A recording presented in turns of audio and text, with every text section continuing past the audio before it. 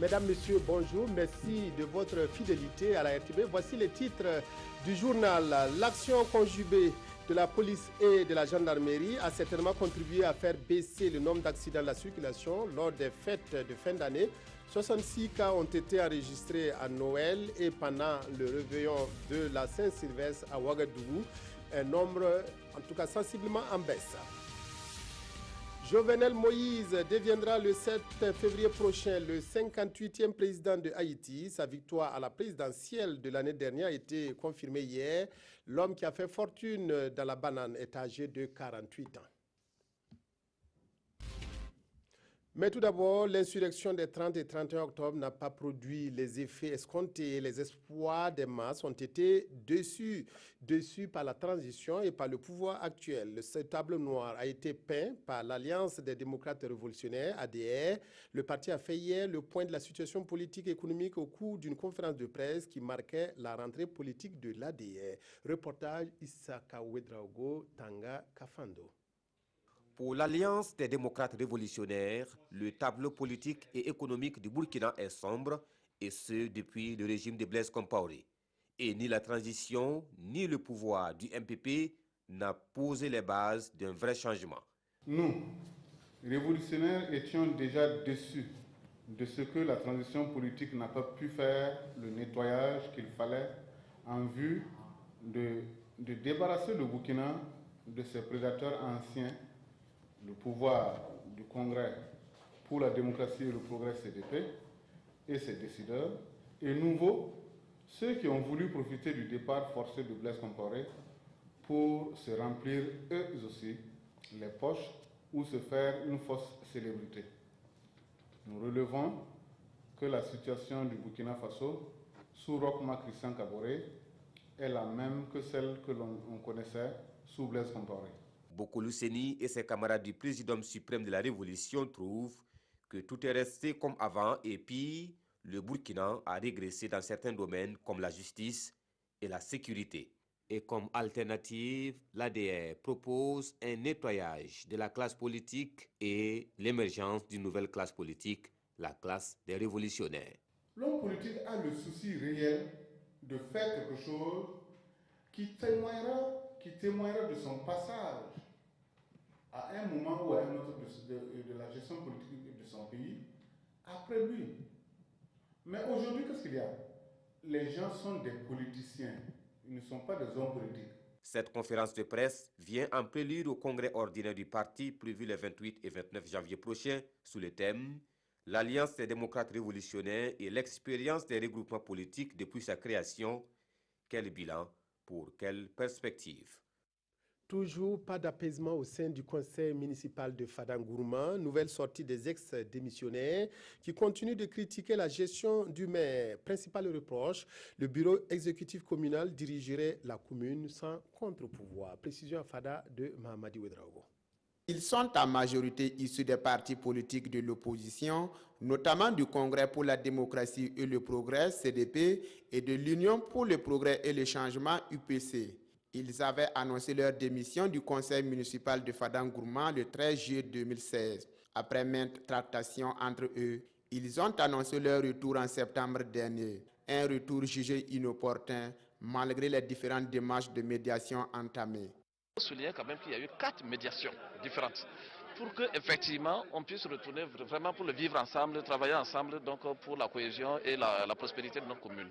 Mais malgré toutes les médiations faites, eh bien, monsieur le maire et son conseil municipal marquent leur refus pour le retour des conseillers titulaires qui ont été votés par la population. Donc, ils préfèrent plutôt appeler les suppléants. Et c'est là que nous dénonçons. À cette conférence de presse, ces conseillers municipaux de l'opposition prennent toutes les personnes ressources de la médiation à témoin et invitent le maire de Fadangourma à privilégier le dialogue.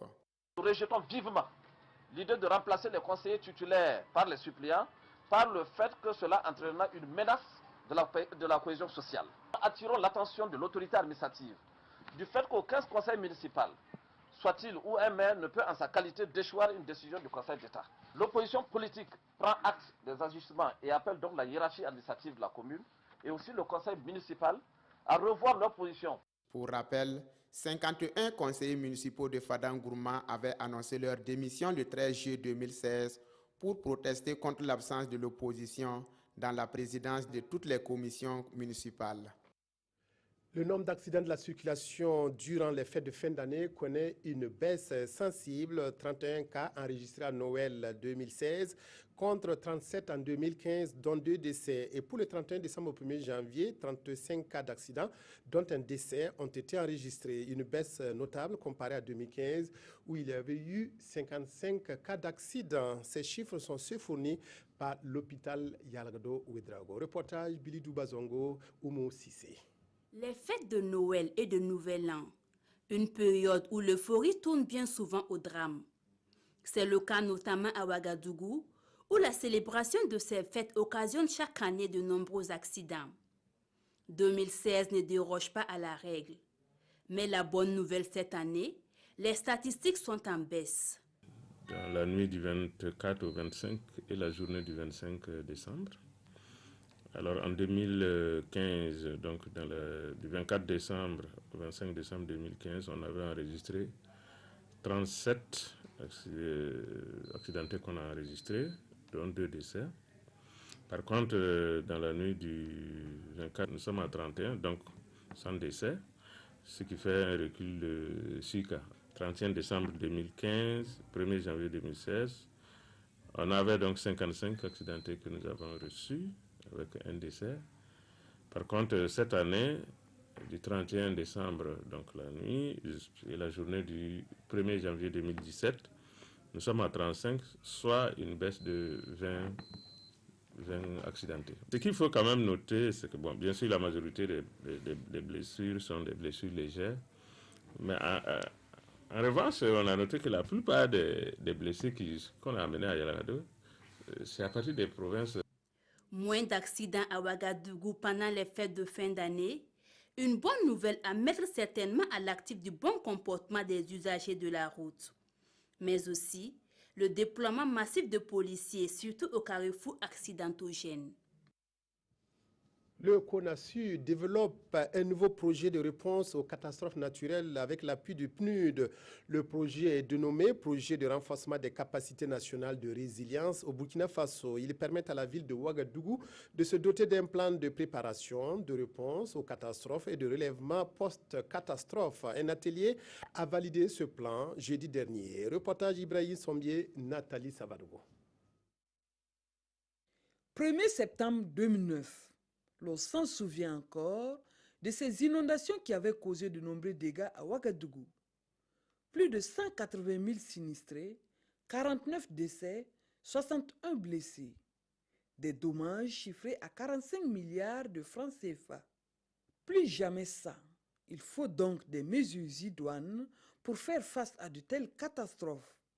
C'est l'avis du gouvernement qui vient de mettre en œuvre le projet de renforcement des capacités nationales de résilience au Burkina Faso. Depuis 2009, le Burkina dispose d'un plan national multirisque. Et effectivement, ce plan national multirisque n'était pas tellement en vogue, j'allais dire, n'avait pas pris en charge tous les contours en matière de réponse aux catastrophes. Valider le plan de préparation pour répondre efficacement aux catastrophes à Ouagadougou, c'est la mission assignée à ces acteurs chargés de gestion des catastrophes. Rien que la catastrophe de 2009, qui reste dans les mémoires de tous les Burkinabés, a montré que si on avait un plan de préparation, les interventions auraient été plus efficaces. Donc c'est pour ça que, avec l'appui du Japon et du Luxembourg, le PNUD a mis également des ressources pour développer avec le CONASUR un plan, un projet pour accompagner la réponse aux catastrophes dans le pays. Il est question ici pour ces acteurs de définir les actions de réaction et de responsabilité de toute la chaîne d'intervenants en cas de catastrophe au Burkina Faso.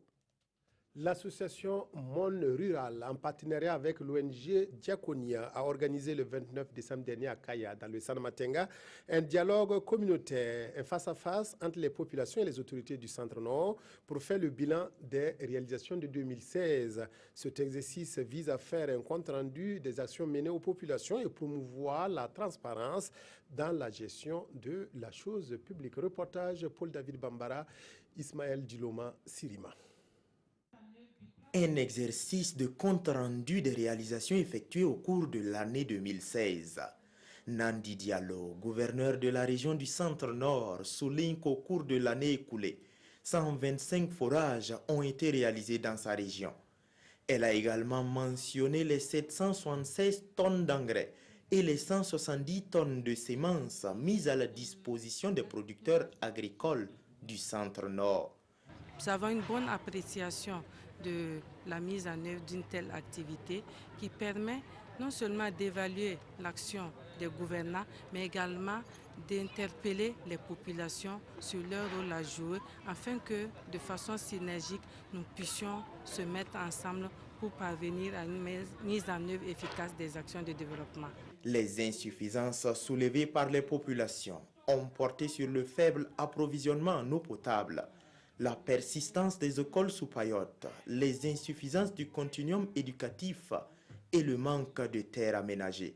Au-delà de ça, il y a quand même des préoccupations fortes qui ont été soulevées, notamment la question de l'eau, notamment la question de la sécurité alimentaire, notamment la question de la santé relative à la gratuité des soins. Alors toutes ces préoccupations sont actuelles. À l'issue de ces échanges, l'association Monde Rural recommande aux autorités de construire une école technique publique dans la région et de mettre fin à la pénurie d'eau. Autre rencontre bilan, celle intitulée BBDA Wakat, une tribune d'expression initiée le 30 décembre dernier par le Bureau burkinabé du droit d'auteur. Cette rencontre conviviale a été une occasion pour le BBDA de dresser le bilan des activités de l'année passée. Elle a aussi permis au directeur général du BBDA d'évoquer les perspectives en matière de défense des droits d'auteur. Reportage Kosoun Koulibaly, Zoubaviel David Dabiré. À la veille du nouvel an, l'heure est au bilan ici au BBDA, le bureau burkinabé des droits d'auteur. À travers un concept dénommé BBDA Wakat, le bureau fait une introspection de ses activités menées en 2016 en vue de mieux se projeter en 2017. C'est l'occasion pour chaque direction de présenter le bilan au niveau donc, de l'année 2016. Quand on prenait le BBDA, on était à 37% du taux d'exécution dans le mois de fin juin. Aujourd'hui, on est à près de 80%, donc on pense que c'est déjà satisfaisant. Des acquis engrangés, certes, mais le directeur général ne perd pas de vue les nouveaux défis de sa structure. Iwa Aboubara de profiter de cette occasion pour adresser ses vœux de nouvel an au personnel du BBDA et aux artistes burkinabés. La situation semble toujours figée en Gambie, où Yaya Jammeh ne veut pas du tout lâcher du lest. Pourtant, dans 15 jours, le président élu Adama Barrow doit entrer en fonction. C'est dans ce contexte de situation tendue que le président de la commission électorale gambienne, Aliou Momar Ndiaye, a choisi de se réfugier au Sénégal. Il serait l'objet de différentes menaces de mort. Aliou Momar Ndiaye, président de la commission électorale indépendante CEI en Gambie, aurait fui le pays à la suite de menaces de mort visant sa personne. Il serait actuellement en sécurité dans un endroit gardé secret, aurait confié sa famille à des médias sociaux locaux. Considéré comme un homme de principe et de foi, l'octogénaire qui jusque-là avait juré de demeurer en Gambie quoi qu'il arrive, aurait plié sous la pression de sa famille qui craignait pour sa vie. À la tête de la CEI, il avait déclaré le 2 décembre dernier Adama Barrow, candidat d'une coalition de l'opposition, vainqueur de la présidentielle tenue la veille avec 45,6% des voix devant Yaya Jammeh, président sortant avec 36,7%. Résultat d'abord accepté par Jammeh, puis qu'il a rejeté le 9 décembre après la publication des résultats définitifs par la CEI à cause des écarts de voix qui s'étaient resserrés entre lui et Barrow. Jammeh a saisi la Cour suprême qui se prononcera dans les prochains jours sur la reprise ou non du scrutin présidentiel. Enfin, un président pour Haïti. La première République noire a choisi Jovenel Moïse, âgé de 48 ans, pour succéder à Philippe Martelly. Il a remporté la dernière élection haïtienne avec 55,60% des voix devant plusieurs candidats. Jovenel Moïse, qui était arrivé en tête en octobre 2015 lors du scrutin annulé pour fraude, est décidément plus populaire que ses rivaux. Il entrera en fonction le 7 février prochain. C'est la fin d'une longue paralysie politique en Haïti. Le nouveau président Jovenel Moïse a été confirmé dans ses fonctions, des fonctions qu'il prendra le 7 février. Il était arrivé en tête des élections en octobre 2015, mais des accusations de fraude avaient annulé le vote et laissé depuis Haïti dans l'incertitude. Ce mandat présidentiel de 5 ans, il m'est confié en toute liberté par le peuple. Parce que, comme je l'ai bien dit de ma campagne, le pouvoir vient de Dieu, mais la voix du peuple, c'est la voix de Dieu. À 48 ans, Jovenel Moïse a fait fortune dans la banane. Ses détracteurs l'accusent de ne représenter que l'élite bourgeoise dans un pays frappé par la pauvreté et des séismes ou cyclones dévastateurs. Ici, 60% des habitants vivent avec moins de $2 par jour. Les festivités du Nouvel An au Burkina sont largement commentées par les journaux de ce mercredi. Les quotidiens reviennent aussi sur l'accord politique conclu en RDC pour sortir le pays de la crise politique. Aimé Solange Guigman signe la revue de presse. Bonne heureuse année 2017, c'est le souhait des parutions du jour qui relaie également les vœux des partis politiques, des syndicats, des corps constitués du président du Faso dans leurs différentes colonnes. En substance, ces personnes ont souhaité la santé avant tout, la relance économique, plus de sécurité, l'apaisement des cœurs, la victoire judiciaire et surtout favoriser la paix et la cohésion sociale. Quant au président du Faso, dans son message de Nouvel An, rapporté par les journaux, il appelle à la dénonciation des ennemis dans l'Observateur Palga et invite les Burkinabés au travail, souligne le pays. Un appel patriotique selon Sidoya, pour qui il incombe à chacun d'être la sentinelle et le soldat de la nation, l'artisan et le combattant de son avenir à Dieu. Ainsi, Roch nous a-t-il mis devant nos responsabilités, estime l'Express du Faso. Ce qui est sûr, martèle le quotidien, le Burkina en 2017 ne sera pas une sinécure pour Roch Kaboré.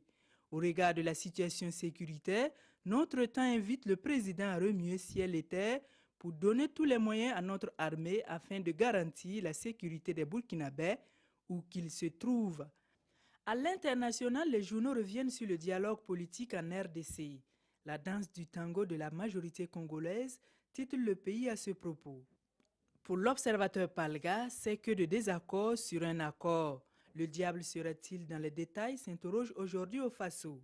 Pour ce journal, sur le coup de 23h30 du 31 décembre 2016, la fumée blanche a bien jailli du toit du centre diocésain de Kinshasa, même si c'est la quasi-totalité des acteurs qui a donné son quitus. Cette édition, merci de l'avoir suivi en notre compagnie. Bon après-midi et bonne suite de programme sur la RTV.